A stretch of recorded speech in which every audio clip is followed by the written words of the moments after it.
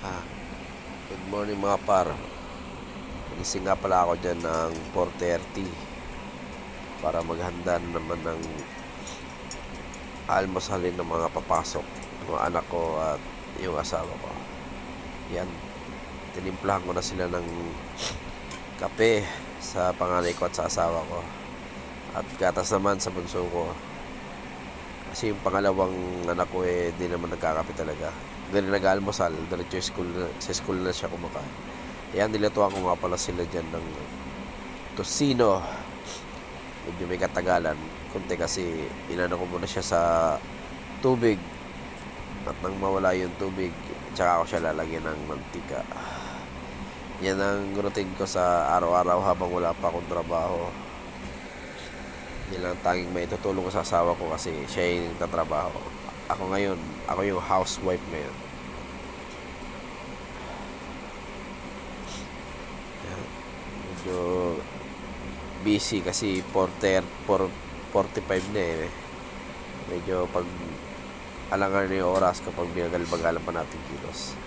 Sa oras na yan, sasadok ako na sila ng kanin para pagising ay kakain na lang sila. 3 plato inanda ko dyan.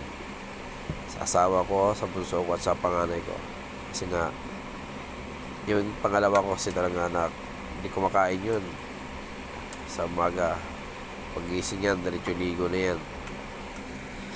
Pinainit ako ng tubig kasi medyo malamig talaga yung panahon ngayon. Kaya malamig yung tubig.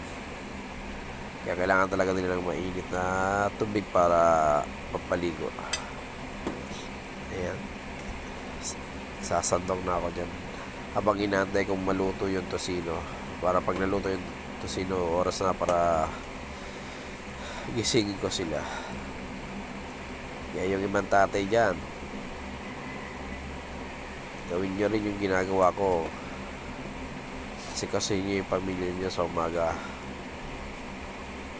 Wala naman time, maglaan ng time para sa kanila. Tulad ko, habang wala trabaho, ako bahala sa bahay. Sa mga kakainin nila, yan, nahanda ko lahat yan. Pati labahan, ayan, ako rin yung lalaba. Kasi siyempre pagod yung asawa natin sa trabaho sa araw-araw. Yan, medyo malapit ang maluto yan. Ilang minuto na lang, luto na yan.